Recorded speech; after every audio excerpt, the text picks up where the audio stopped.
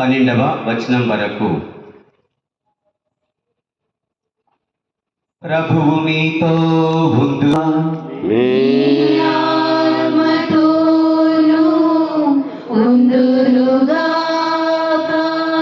పునీత లూకా గారు వ్రాసిన సువిశేషములోని భాగము.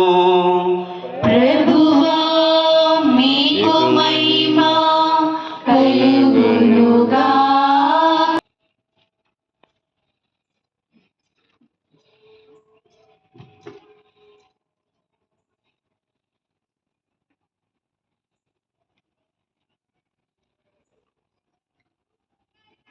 ఆదివారము వేకువజామున ఆ స్త్రీలు తాము సిద్ధపరచిన సుగంధ ద్రవ్యములు తీసుకుని సమాధి వద్దకు వచ్చిరి.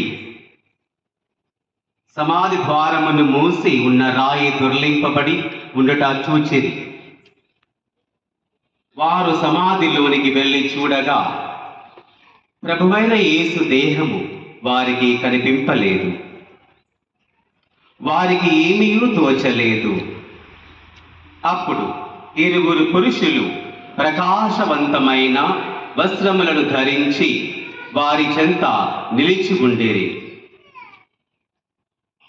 వారు భయపడి తలలు వంచి సాగిలపడగా ఆ పురుషులు వారితో, మీరు సజీవుడైన వారిని మృతులలో ఎలా వెదకుచున్నారు?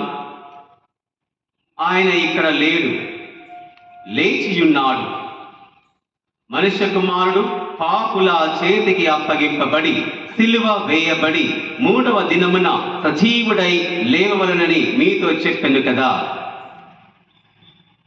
ఆయన గలిలయలో ఉన్నప్పుడు మీతో చెప్పిన మాటలు స్మరింపుడు అనిది. యేసు పలుకులు అప్పుడు వారికి జ్ఞప్తికి వచ్చినవి.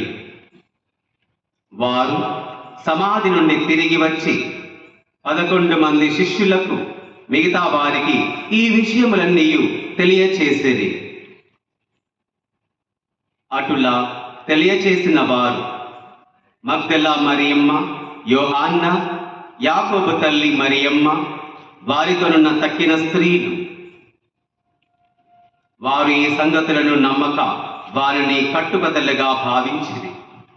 కాని పేతురు లేచి సమాధి వద్దకు పరిగెత్తిపోయి లోపలకు వంగి చూడగా నారబట్టలు మాత్రమే కనబడెను. ఈ సంఘటనకు ఆశ్చర్యపడుచు అతడు తిరిగి వెళ్ళెను.